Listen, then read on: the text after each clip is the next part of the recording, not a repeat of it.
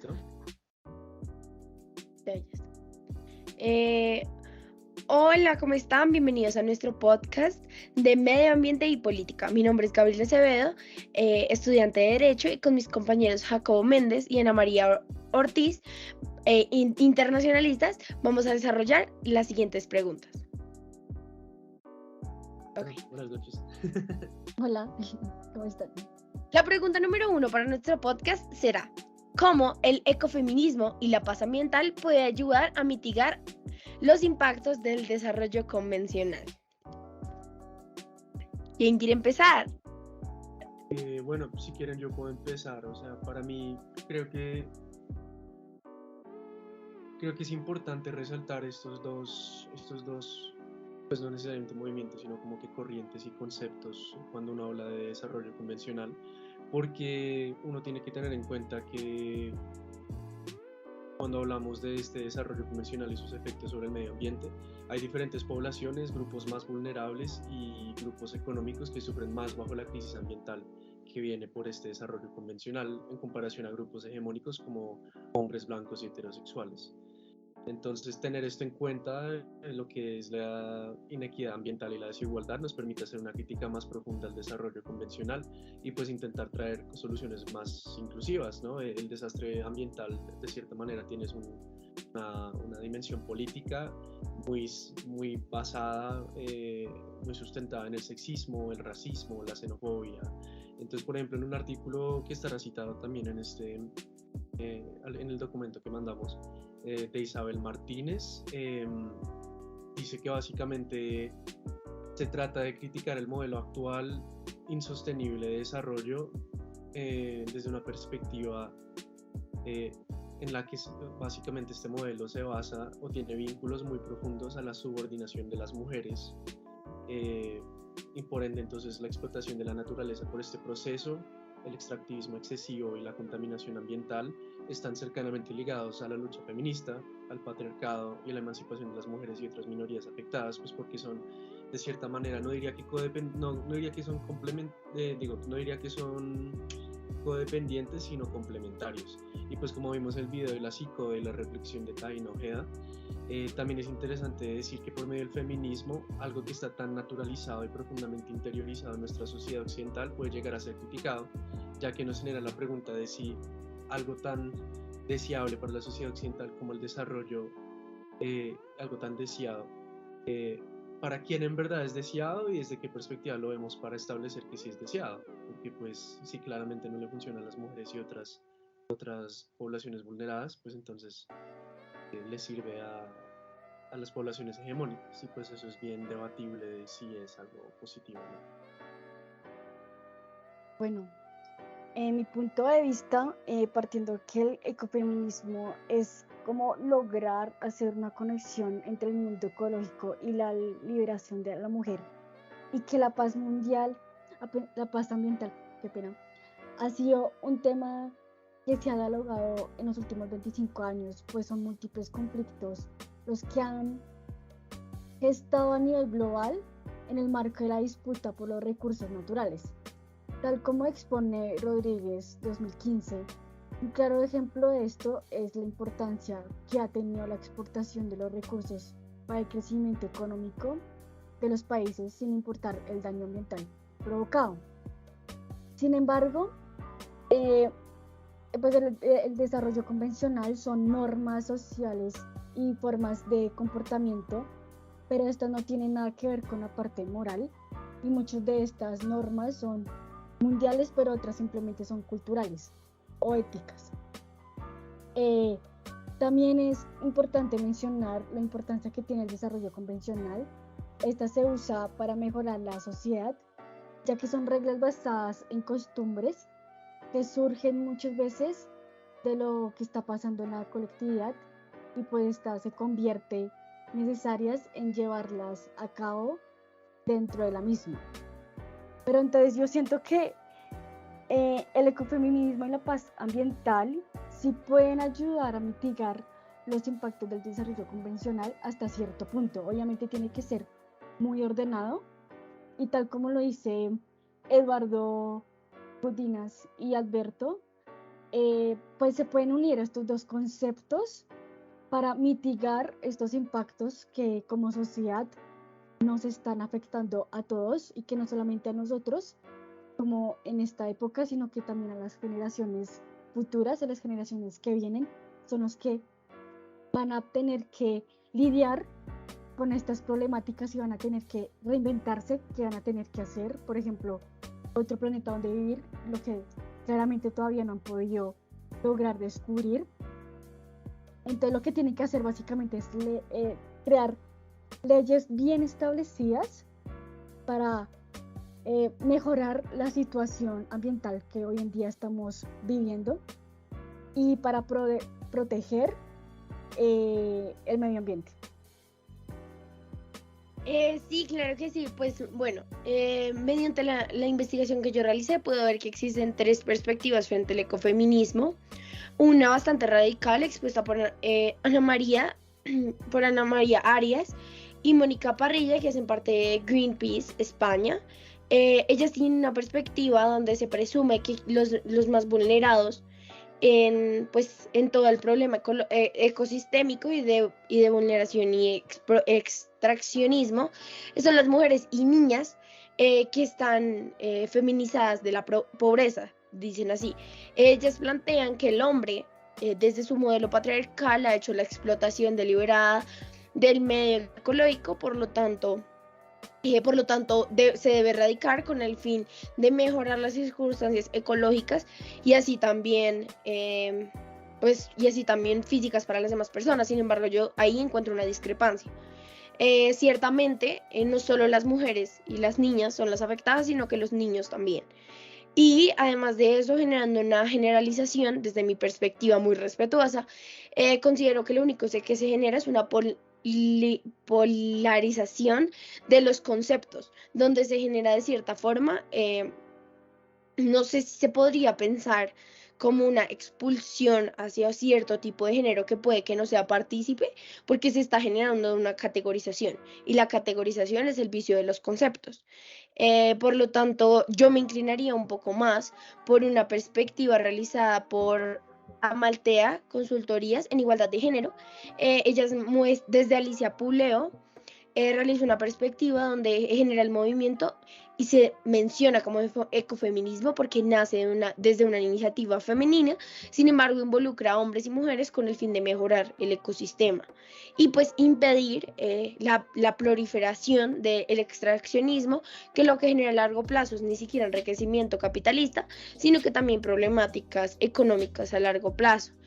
Por otro lado, ciertos movimientos, como lo podemos ver en Fundación Basura, que se llama F Verde, ponen ciertas campañas y dice: la tierra no es vuestra, nuestro cuerpo tampoco. Sin embargo, de cierta forma, la apropiación de la tierra no es solo por parte de los hombres blancos de género, cisgénero, sino que también viene a partir de todo el mundo. Todas las personas quienes estamos en el medio capitalista, incluyéndome como mujer, somos parte y nos creemos dueñas de la tierra. Por lo tanto, creo que el ecofeminismo obviamente genera una afectación en las producciones, pues porque es un movimiento que apoya el ecosistema y no apoya el extraccionismo ni tampoco las formas de consumo tan deliberadas, sino que considero que de cierta manera hablar de ecofeminismo y quitarle el protagonismo a poblaciones que igual están viéndose afectadas por la explotación, porque en los terrenos de sacrificio también existen hombres y mujeres que están vistos afectados por la producción, expuestos a gases, expuestos a químicos, y siento que de cierta forma hay una desigualdad al pensar que la única motivación y centro de proliferación de la problemática son niñas y mujeres. Por lo tanto, mi perspectiva es bastante distinta. Y además de eso, creo que se está sobrevalorando un poco lo que es el ecofeminismo, ya que está un poco de moda el movimiento, lastimosamente, olvidando pues obviamente la perspectiva, que es la igualdad. Ok, para continuar, vamos a hablar de la siguiente pregunta. Nuestra siguiente pregunta dice lo siguiente: ¿se puede afirmar que quienes niegan los efectos adversos del fracking y el uso del glifosfato pertenecen a una corriente anticientífica? Bueno, yo diría que tal vez sí, hasta cierto punto ignorancia. Muchas personas que hoy en día aceptan el fracking y también el glifosato son personas que carecen de conocimiento científico, porque a pesar de que es una forma de crecer económicamente mucho más fácil, genera implicaciones de salud que lo único que van a generar a largo plazo es que no se pueda disfrutar esa economía que se está ganando. Estos cultivadores que utilizan el glifosato obviamente ven resultados en sus tierras y además de eso es un químico un poco más barato de adquirir. Sin embargo, a largo plazo sus productos no van a tener la misma calidad, existe sacrificación en cuanto a la salud del producto, lo que va a generar que ellos no vayan a poder explotar el producto de manera óptima. En bolivia.com se habla de que en Estados Unidos se apoya el fracking desde ciertas perspectivas porque se ve como una forma rentable de consumo que lo que genera es estabilidad económica para las familias. Sin embargo, es una estabilidad económica para las familias que a largo plazo no tendrá beneficios para las mismas familias. Entonces yo podría decir que la afirmación realizada anteriormente es completamente válida, ya que a una persona no conocer alternativas de producción que generen beneficios a la salud de él mismo y beneficios económicos, lógicamente, pues se va a ver sometido a escoger la alternativa que a plena vista y pues desde la ignorancia y desde la poca ciencia se vea como mucho más eficiente. Bueno, mi respuesta frente a esta pregunta va muy relacionada con dos autores que investigando me gustaron mucho su posición. Uno es Bunge 1996 y el segundo es Bartolomé 1997. Es que aquellas personas que se niegan al efecto del fracking y el uso del glifosato no creo que sean personas anticientíficas del todo. Obviamente sí, pero no del todo, porque yo creo que más que todo anticientíficas son personas, como también lo dijo Gabriela, personas que son ignorantes y que muchas veces se da por la falta de educación que tienen, porque no llega la educación a todas las partes, por lo tanto, esas personas de pronto no tienen todo el conocimiento para dar una opinión acerca de eso y puede ser que ni siquiera sepan qué es el fracking o qué es el glifosato. También por la falta de un techo de opciones de empleo que le permite ver lo que está pasando en realidad y esa urgencia de ver lo que pues está pasando sin perpetuar con el impacto ambiental que ya de muchas maneras empieza a cobrarnos factura. Ahora bien, el fracking y el glifosato de una u otra manera también afecta pues claramente el cambio climático, que para muchos ellos sí pueden notar el cambio climático, pero no del todo, porque para ellos puede ser normal ese cambio que estamos viviendo. Puede ser que ellos no lo estén relacionando con algo malo o con algo bueno por la falta de educación que han tenido a lo largo de su vida, por la pobreza, por todas las dificultades, por las guerras, por todas las cosas que han tenido que vivir. Además que todo, pues decir que son anticientíficos también implica que son antimedicamentos, pues todo lo que conlleva ser anticientífico, ¿no? De pronto pues puede ser como antiambiental, yo le pondría esa palabra, porque no ven los cambios ambientales que hoy en día nos están fracturando como sociedad. Pues de pronto se niegan a verlo, algunos de pronto sí son anticientíficos porque se niegan a ver el impacto, porque creen que con eso les puede dar más riqueza, porque tienen una venda que no se la quieren quitar porque tienen tanto poder que de pronto con eso les da más plata, les da más, sí, como poder en la sociedad. Entonces también está como la partiendo la sociedad, los que de pronto no tienen la educación para saber lo que está pasando y otros porque no lo quieren aceptar porque perderían el poder que hoy en día tienen y también pues perderían pues la plata que de pronto eso les generaría. Sí, muy de acuerdo con mis dos compañeras. Yo para complementar las respuestas de todos, que siento que mis compañeras dieron un buen resumen, diría que sí, o sea, respondiendo plenamente a la pregunta, alguien que no sé, que niega los efectos adversos del fracking y el glifosato pertenezca a una corriente anticientífica, sí, pues claro que sí, pero yo creo que hay dos tipos de personas. Está un tipo de persona que quizás simplemente no está suficientemente informada, quizás o le han dado mentiras sobre lo que sucede con estos dos procesos. Eh, una persona que, por ejemplo, quizás conozca los efectos nocivos más generales, pero no conozca, por ejemplo, la historia del fracking, no conozca, eh, por ejemplo, sus efectos sobre las dietas tradicionales de pueblos originarios, donde se dan este tipo de procesos como cuando se usa el glifosato, eh, también los daños al medio ambiente, a los ecosistemas permanentes, etcétera, etcétera. Eso sí, yo creo que no es tanto algo de ser anticiencia, sino es simplemente falta de información. Y luego está la gente que ya conoce muy bien los efectos del fracking, que tienen intereses económicos y pues, personales involucrados en eso. Y sienten la necesidad de intentar llenar ese vacío, esa disonancia cognitiva con justificaciones que no son científicas y de rechazar completamente toda prueba opuesta a que su argumento sea verdadero. Entonces, creo que esas son las dos corrientes que se dan principalmente en este tema. Y pues sí, sí es muy verdad que, por ejemplo, mucha gente da el argumento de que el fracking bien hecho, cuando se sigue todos los protocolos, cuando todas las medidas se dan, es menos dañino que cuando es así hecho a lo barato, como es la gran mayoría de compañías. Pues es verdad, pero igual fracking de toda forma es malo, y aunque esté hecho con el proceso correcto y sea levemente menos dañino para el medio ambiente, igual llega a generar daños bastante irreversables para la estabilidad de los ecosistemas. Entonces yo sí creo que tiene que ver mucho con la negación a la ciencia. Ok, muchas gracias. Si les parece bien, continuemos con la tercera pregunta. ¿Qué debate se puede plantear desde los aguacates de sangre de México en relación con la bioética? Empiezo yo. Bueno, teniendo en cuenta principalmente qué es la bioética definida por Julia Uliake es una ética, que es una rama de la ética que estudia el desarrollo humano, las relaciones entre el humano, los animales y los vegetales.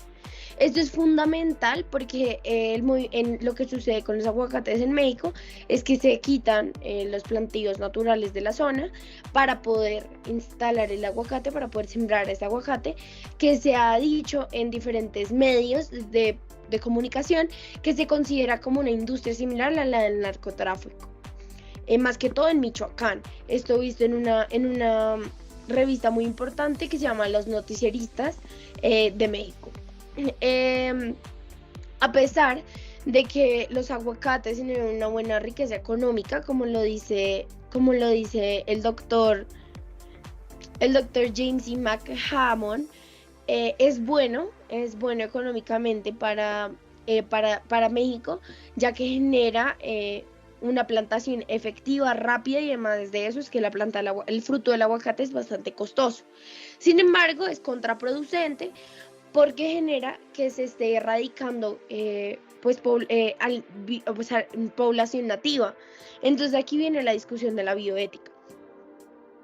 El doctor Mitchell habla que el aguacate, a pesar de ser un producto beneficioso para la economía humana, no aproxima una relación óptima entre lo que es el ser humano y la naturaleza, porque el ser humano debe gestionar su vida y desarrollo económico teniendo en cuenta los parámetros de la naturaleza sin generar repercusiones. Acabe de tener en cuenta que no solo cortar un árbol natural suspende la existencia de esa especie nativa, sino que afecta a un ecosistema completo y complejo, en el que hay insectos, animales y distintas especies e incluso bacterias que están en este ambiente. Por otro lado, la proliferación de aguacate es bastante extrema.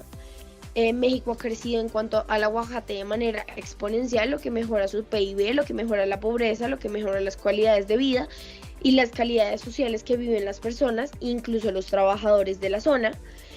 Sin embargo, varia flora y fauna ya se está saliendo de sus terrenos delimitados en busca de mejores oportunidades alimenticias. Por lo tanto, pues el debate bioético subcae en tener en cuenta las limitaciones en cuanto a la producción y pues las especies, porque si solo se tiene en cuenta la producción, lo único que va a pasar va a ser exactamente lo mismo, un extraccionismo extremo, unas zonas de sacrificios que a largo plazo no van a generar beneficios ni económicos ni tampoco ambientales, porque a pesar de que una persona tenga todo el dinero del mundo, no puede comprar el medio ambiente, no puede comprar los recursos que no se pueden reponer y tampoco puede comprar los ecosistemas. Pues muy de acuerdo con mi compañero. Como dando más contexto, pues sí, como que la bioética es como la conducta, pues como es el estudio que se hace en el impacto de la actividad humana sobre la vida. Eso incluye también el medio ambiente. Teniendo en cuenta que México sí es un país que le favorece mucho el aguacate y que Estados Unidos también le ayuda mucho a eso porque pues es el principal pues estado que le ayuda a que México crezca. Como lo veíamos en la pregunta anterior, puede ser que esto sí le beneficie mucho a México en cuanto a la economía, la sociedad, bueno, PIB, como lo decía Gabriela, pero también hay que tener en cuenta que el medio ambiente se está viendo afectado y que para el medio ambiente esto no es una acción correcta y que todo Michoacán se está viendo afectado, tanto así que puede generar un impacto en todo México por la riqueza del ser humano, por tener como esa avaricia de tener cada vez más sin ver lo que puede provocar en los mismos habitantes, como la deforestación, la violencia, también los productores de estos, pues que son dueños, se están viendo afectados, las empresas de transporte, cómo mueven los productos, todo esto implica que el medio ambiente se afecte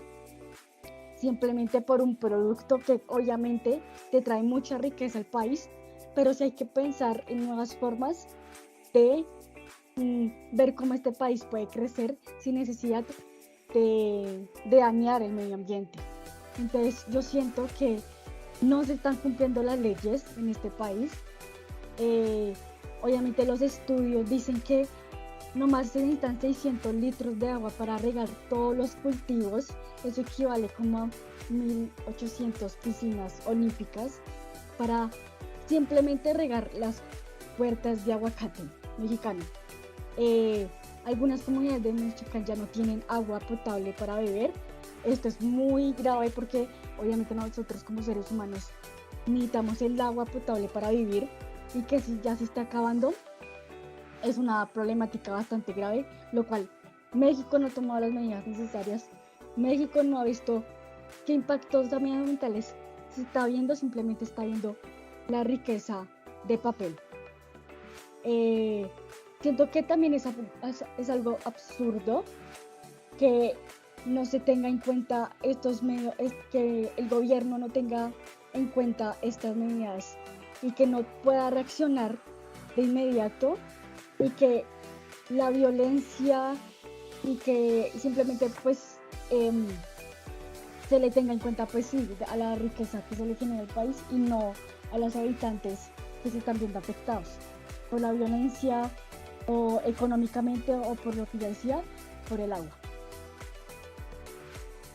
Sí, bueno, pues a mí me gustaría resaltar principalmente pues, la complejidad de esta dinámica, ¿no? El aguacate en un momento se vio como el oro verde, se vio como básicamente un farol de esperanza económica, un bien súper valioso, ideal y ligado al campo, a la cultivación, al desarrollo, especialmente para un país como México, que también el aguacate por allá culturalmente es un producto también ancestral.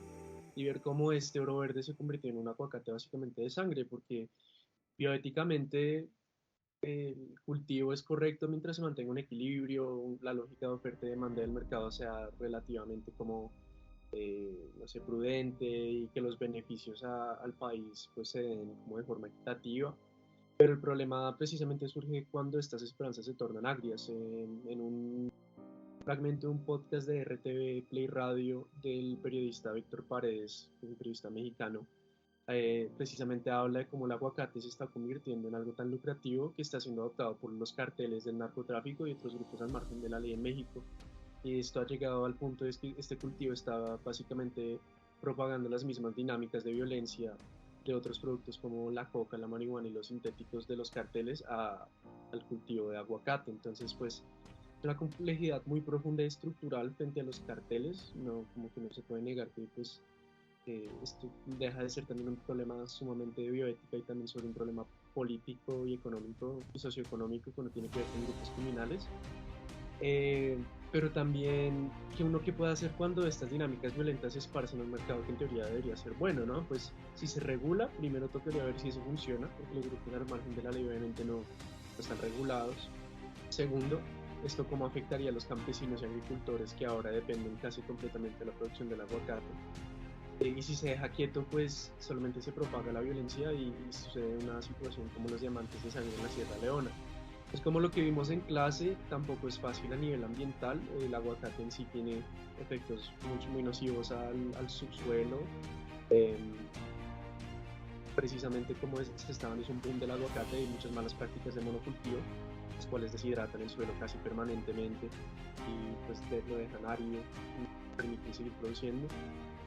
Entonces, también basado en un artículo de Manuel Ochoa Ayala, un académico de la Universidad de California, Berkeley, México, por ejemplo, es el productor principal de aguacate, que aproximadamente pone la mitad de los aguacates a nivel mundial, y la gran mayoría de estos van a países como Estados Unidos o a la Unión Europea, que pues tienen economías diversificadas que no se exponen a estas prácticas de monocultivo y menos a las dinámicas de violencia que se dan en México. Entonces ahí también uno tiene que ver las tres dimensiones. Primero, ¿qué pasa con los agricultores cuando se empieza a regular?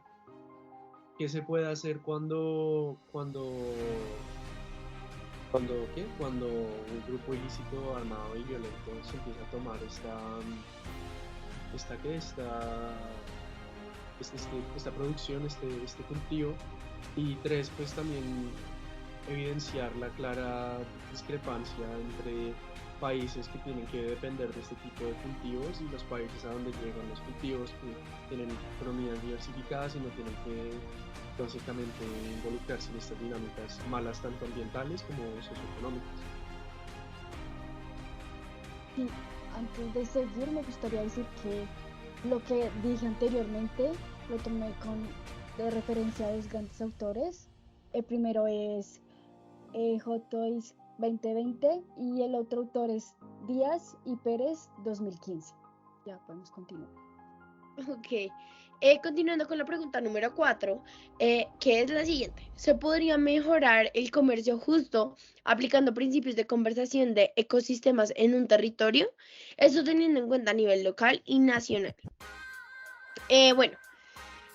Desde la perspectiva internacionalista, teniendo en cuenta lo que dice la FLO Internacional de Alemania, dice que sí. Permitir estas conversaciones de ecosistema no solo van a permitir mejores garantías pues, para el medio ambiente, sino también para los trabajadores y personas que venden y ofrecen el producto, generando un comercio justo, lo que va a hacer que a largo plazo las organizaciones tanto internacionales como nacionales tengan incentivos a comprar. La FLOA actualmente cuenta con 17 organizaciones a nivel nacional en Europa y Norteamérica y Japón y Centroamérica, donde por medio de la regularización del café, cacao, azúcar, miel de abeja, banano y otras frutas frescas y también jugos, ha visto una mejora económica para quienes venden este tipo de frutos y también para quienes cultivan, porque hablar desde un territorio con un ecosistema balanceado permite una explotación válida, lo que va a generar es una regularización del mercado y así también una mejor participación de los oferentes. Además de eso, la red de apoyo de productores de la FLOA en Alemania comenta que no solo es importante generar este discurso ecosistémico para el medio ambiente, sino que también para incentivos de compra de los demandantes, teniendo en cuenta que ahora el demandante común está un poco más interesado por dónde provienen sus cosas, y además de eso tiene en cuenta las etiquetas. Los gerentes de producción del café han mencionado que ecosistémicamente muchas veces el discurso en las empresas se utiliza de manera como un marketing. Entonces, acostumbran al consumidor a ver etiquetas, cafés, que dicen esto es biodegradable, esto es yo no sé qué, pero por dentro tiene alimentos húmedos y para la conservación de ese alimento húmedo, pues se tiene que recubrir el empaque en plástico. Por lo tanto, la red de apoyo de producción de la FAA ha demostrado que el discurso ecosistémico apropiado para los productores genera que los demandantes generen un incentivo de compra, ya que van a ver qué son las etiquetas válidas. Y además de eso, teniendo en cuenta un ítem internacional, teniendo en cuenta la Asociación Internacional de Comercio Justo, se tiene en cuenta que las etiquetas generan incentivos de compra, incentivos de afiliaciones internacionales, aparte de que de manera local la producción va a generar mejores garantías para los productores, así también como para el terreno, así que también como para los trabajadores como tal, y para el consumidor. A largo plazo, de manera internacional, más personas van a querer ser partícipes, más personas van a querer consumir los productos, y además de eso, la limitación no es una limitación significativa, ya que solo se habla de una regularización que va a permitir calidad de tierra y calidad de producción para poder seguir explotando de manera adecuada las tierras del producto que se quiera regularizar en el mercado justo. En esta respuesta me gustaría como pues mencionar al autor García 2011, que da pues una definición de comercio justo, que es básicamente consumir es una actividad que se realiza a todas las personas, es decir que consumir es algo necesario, es por ello que la adquisición de los productos debe desarrollarse con conciencia, buscando favorecer un consumo ecológico justo y solidario. Para ello se creó un movimiento internacional que busca la comercialización de los productos que se consumen en condiciones justas. Entonces, básicamente, este es un modelo solidario, equitativo y ético, y está integrado por las empresas familiares y asociaciones corporativas que producen las personas que consumen, las organizaciones que colaboran con la producción. Es decir, compran los productos y los venden, y las organizaciones velan por el cumplimiento de los criterios del comercio justo.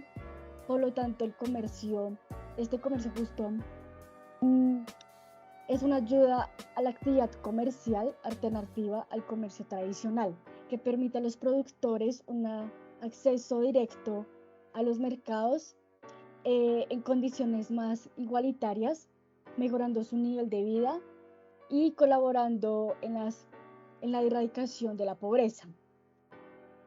Pero teniendo esto en cuenta, creo que de pronto es muy difícil que se pueda mejorar el comercio justo aplicándolo a los principios de conservación de los ecosistemas en un territorio, puesto que pues vivimos en una sociedad en donde estamos sumergidos en muchas desigualdades, en mucha violencia, y cambiar ese sistema es cambiar la cosmovisión de muchas personas, que nos tomará siglos en adaptarnos a un nuevo sistema, por la sencilla razón de que estamos acostumbrados a que sea un sector en específico el que realice el autotrabajo, pues, de producir lo que normalmente consumimos. Básicamente nos gusta beneficiarnos de otra persona, del trabajo de otra persona, ya sea como por ejemplo también en los cosméticos, en la tecnología, entre otros.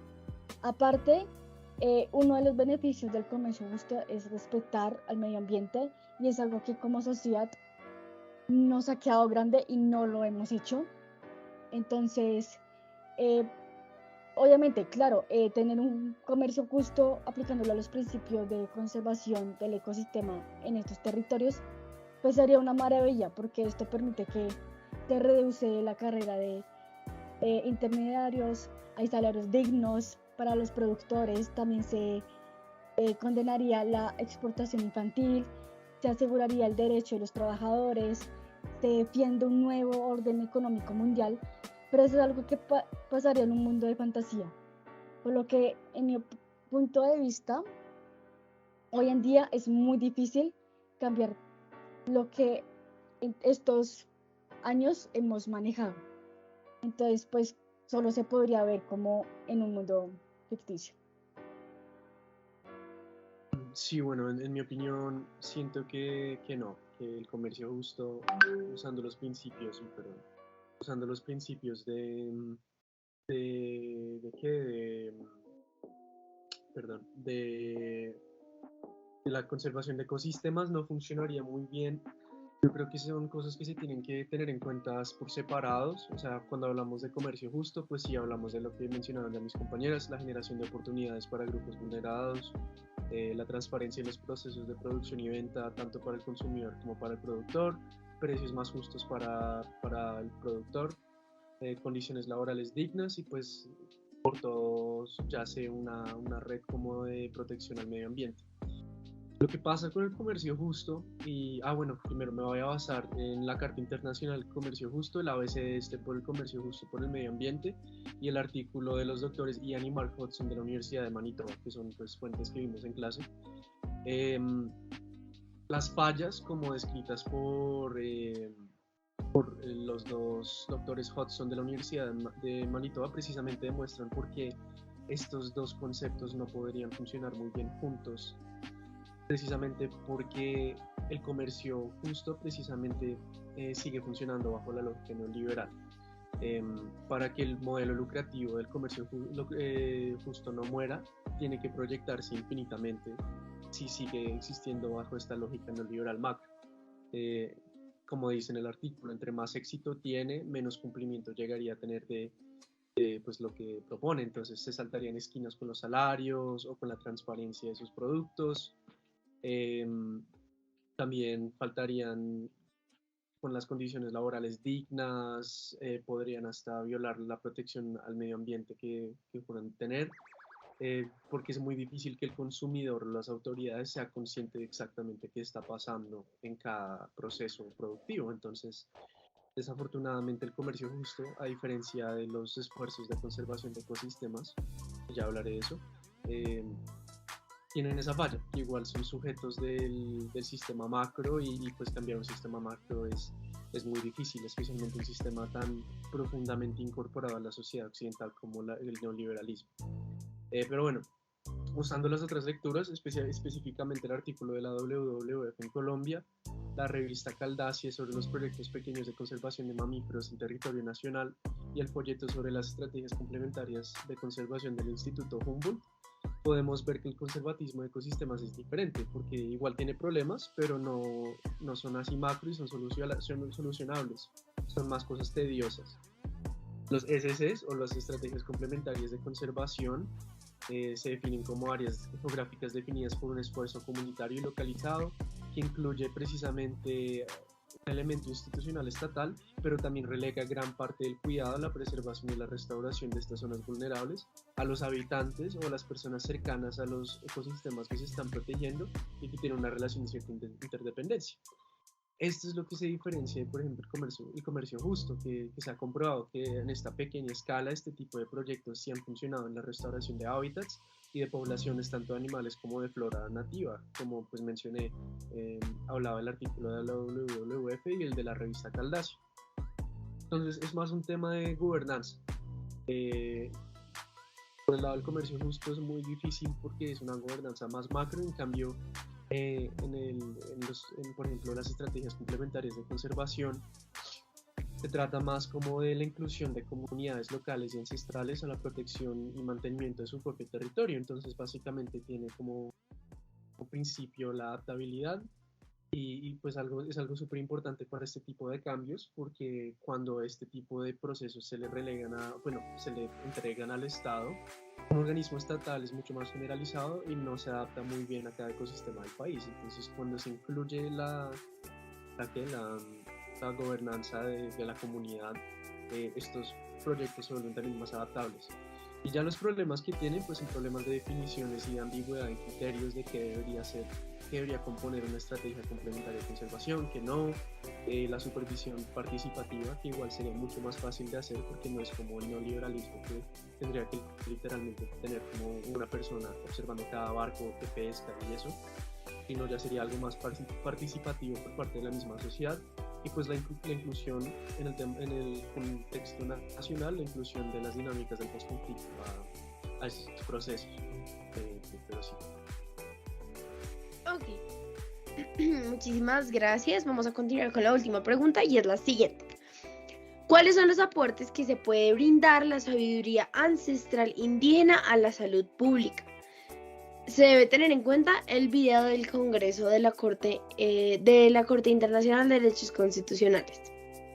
Bueno, a mí me gustaría comenzar respondiendo esta pregunta, y es que los aportes que pueden brindar la sabiduría ancestral indígena a la salud pública es que, teniendo en cuenta lo que dice el autor Hernández 2016 y el video del Congreso Internacional de Derecho Constitucional, prácticamente la sabiduría ancestral en el marco del sistema indígena de la salud propia, intercultural, son todos los conocimientos y prácticas culturales y ancestrales que se viven dentro de las comunidades y que son orientadas por la gente que sabe, por los conocedores ancestrales, y pues la forma propia de las comunidades de cuidar la salud de las personas, de la familia, de la comunidad y el territorio.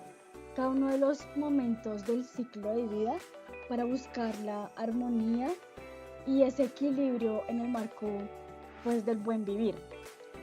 También el componente de sabiduría ancestral pesado avances en torno a la dinámica del fortalecimiento de la sabiduría en cada uno de los territorios que ha vivido un proceso fuerte de conciliación, de consejos de sabedores ancestrales a nivel territorial, protección de los espacios de vida o sitios sagrados en cada uno de los territorios.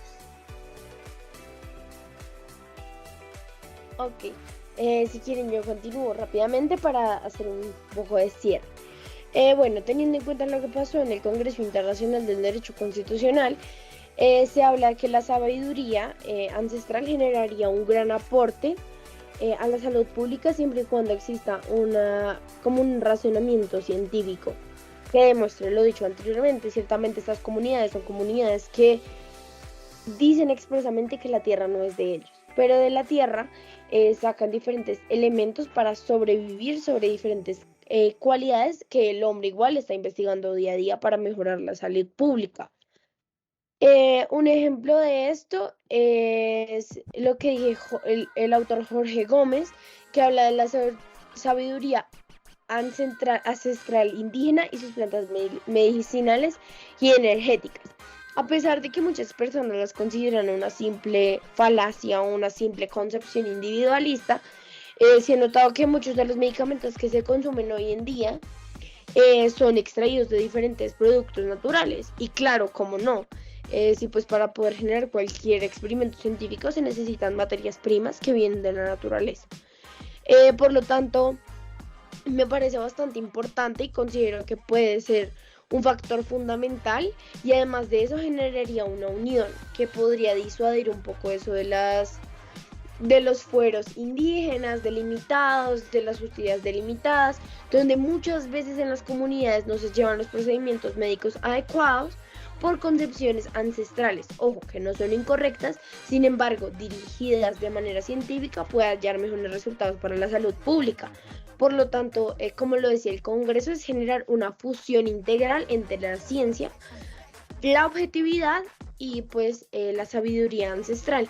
que permite curas que son poco exploradas o poco determinadas, pero que vienen pues, de elementos naturales que generan cosas positivas. Por lo tanto, creo que sería una parte bastante importante y además de eso se complementaría muy bien. Bueno, para finalizar, yo solamente me gustaría agregar una cosa más. A mí del video que tocaba ver, se me hizo muy interesante la inclusión de algo que creo que no se discute casi nada en la medicina occidental, lo que es la medicina como farmacéutica, que, que se incluye en la medicina indígena, que es lo espiritual, ¿no? Entonces siento que es algo completamente desconectado de la modernidad en Occidente, que me hace interesante como se habla de que la medicina no solamente debería ser algo que soluciona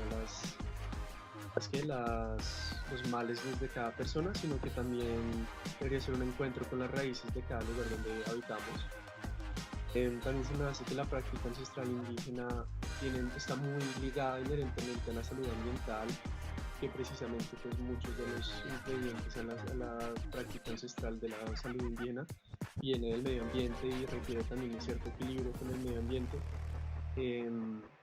Y se puede, por ejemplo, evidenciar en casos como, bueno, la salud ambiental y problemáticas de la salud ambiental se pueden evidenciar en casos como lo del bocio por el mercurio en los ríos, Cauca, por ejemplo. Entonces, ya hay una mala oferta de salud en Colombia. Los grupos más vulnerables son los indígenas y los afros, pero creo que sí hay muchas prácticas que quizás no sean como las más eficientes para curar ciertas enfermedades de estos grupos marginados, pero que son prácticas que valen la pena rescatar porque ofrecen otro tipo de sanación y también enseñan una mejor relación como más estable y más considerada del medio ambiente y del ser humano. Entonces, eso sería el fin de nuestra presentación. Ya respondimos las 5 preguntas. Muchas gracias por la atención y ya.